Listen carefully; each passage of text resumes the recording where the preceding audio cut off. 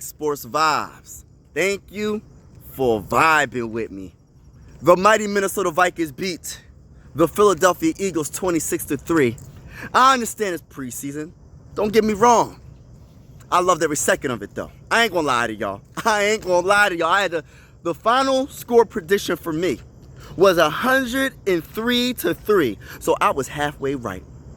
26-3, 103-3. I got it right halfway. You know what I'm saying? Let's go Vikings. We went into Philadelphia and did the dang on thing. Now I got a question for all the mighty Minnesota Vikings fans all around the world. Should Jaren Hall be the second string quarterback? That's an honest question because I feel like his ceiling is so much higher than Nick Mullins, and what he showed, the pocket awareness, the throws, the accuracy, what he did with his legs to get first downs is what we need as a second string quarterback. The one play in particular when he was getting pressure from the left side of the offensive line and almost got sacked, and then he dodged that sack, and what he did was he found that bull Sherfield for about an 8-yard gain. And I said, that right there was the reason why that drive, because that was the first possession. I think that was the first drive for the mighty Minnesota Vikings against the Philadelphia Eagles. And that, if he didn't get those 8 yards back, because I feel like there was a penalty. I think it was like a penalty that we had. It was like a holding penalty. And then all of a sudden, he got pressure from the left side, and he made that perfect throw. So he got the 8 yards back.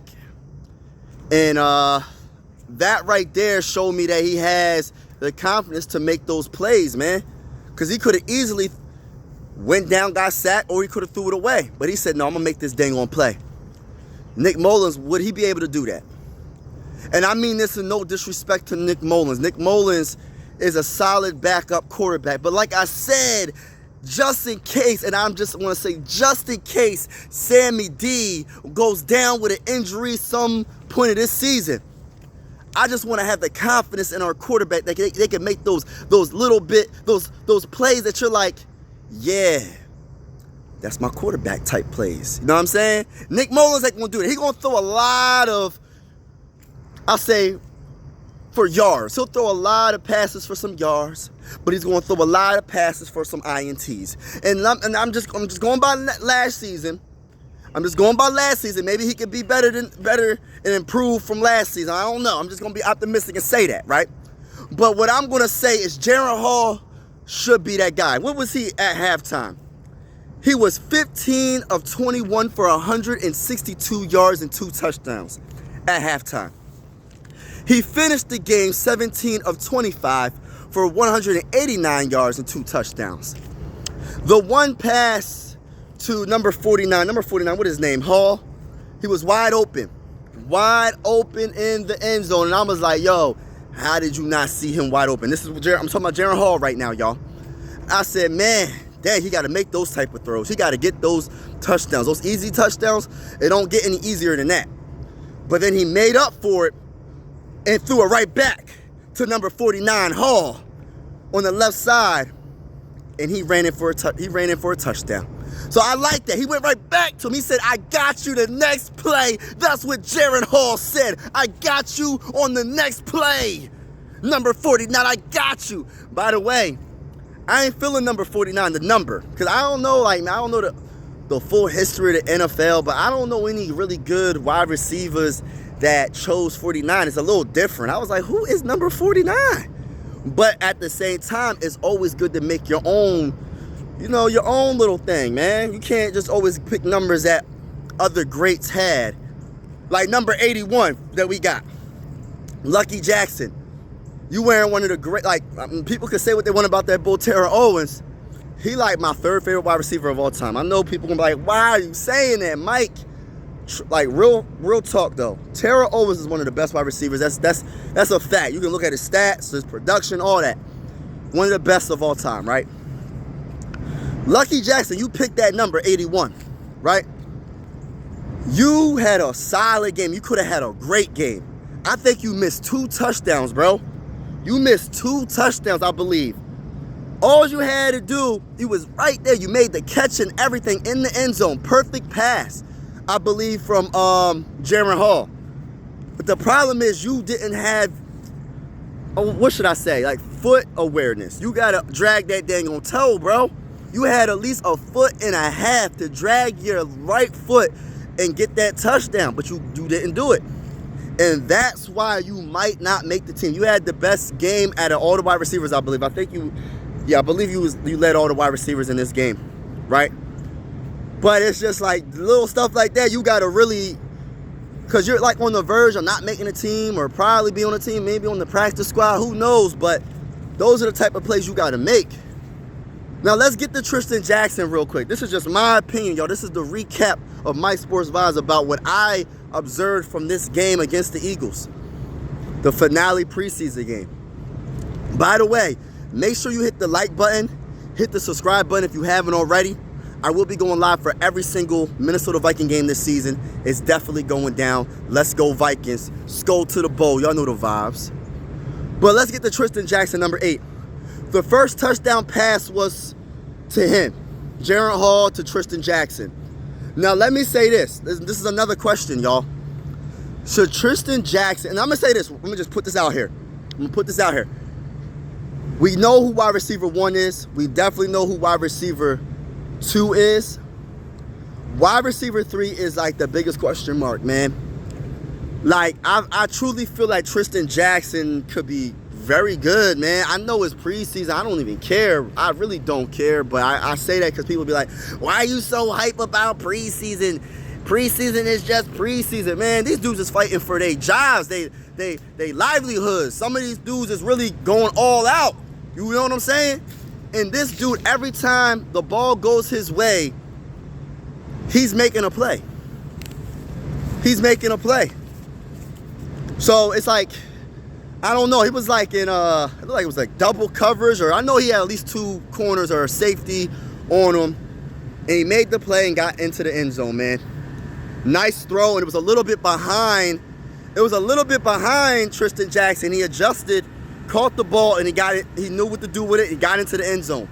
Tristan Jackson, for me, was outstanding all preseason game.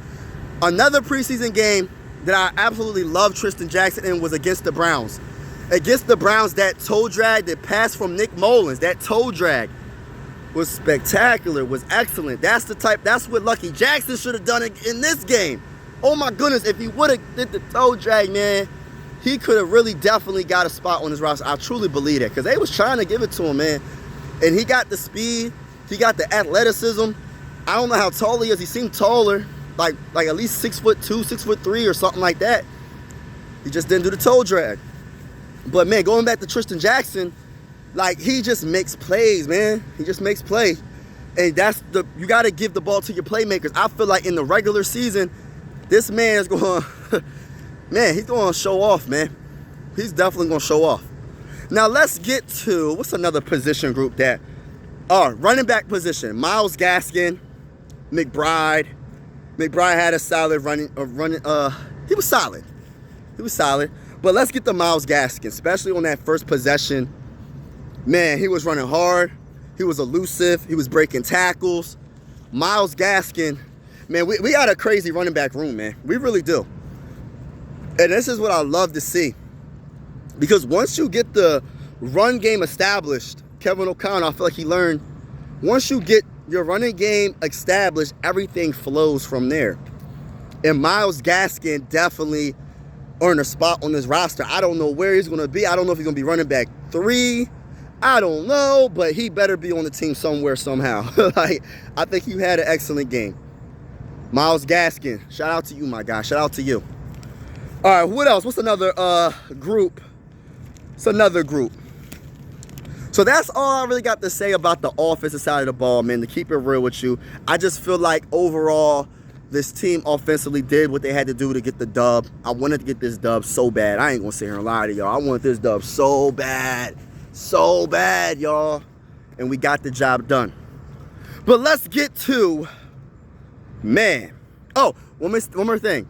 So the only bad negative things from Jaren Hall was the almost interception and the missed touchdown pass to number 49, Hall, the first time. The second time he got the TD.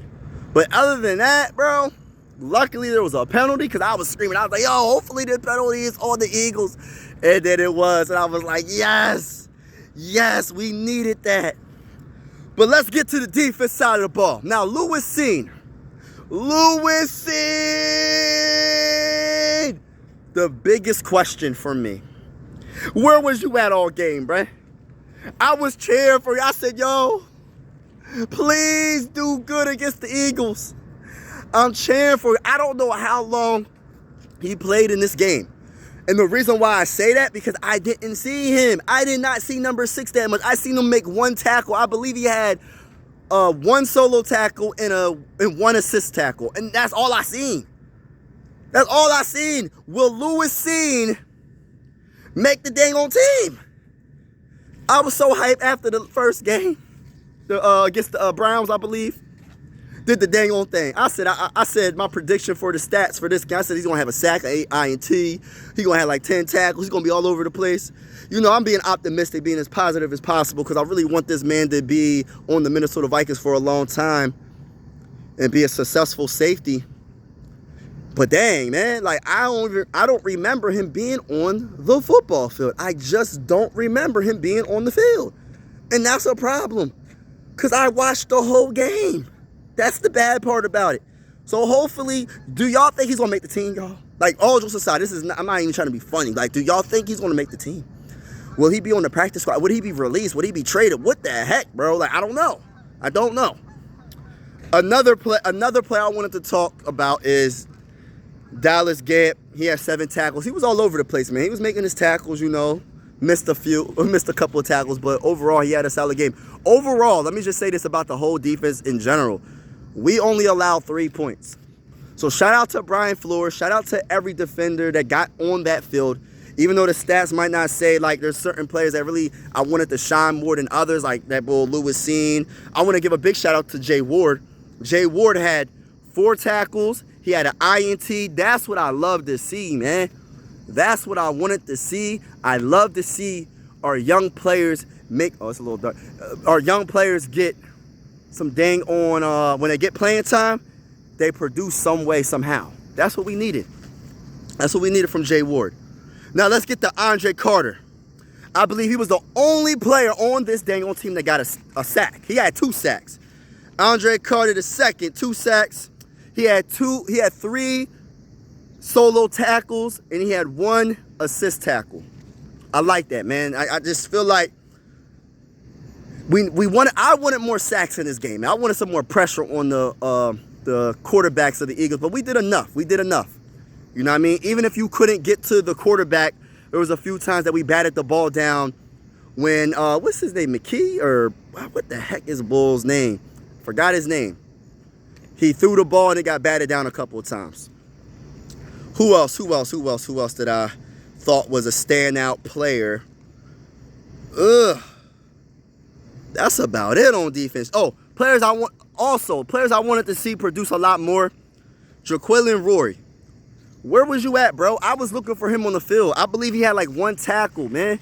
If that, he probably didn't even have a tackle. He probably had an assist tackle. Like I understand we kept him to 3, but there's certain players I just wanted to see do a little bit more, man.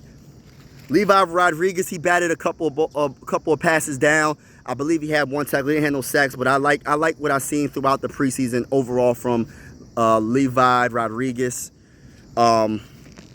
But that's about it, man. That's all I really got for this video. I am going to be hyped for this whole season. I am optimistic for this whole season. I believe we will make the playoffs. We are rocking with that bull Sammy D. And I'm definitely rocking and riding with Jaren Hall and Nick Mullins. We're going to see what happens. This season will have a lot of ups and downs. But regardless, this is how I look at it. I'm a diehard Minnesota Viking fan. I'm Philly everything besides football. And how I look at it, our team could go 0-17. And best believe I'm still going to be a diehard Minnesota Viking fan. Skull to the bull. Have a wonderful day. God bless. I'm out.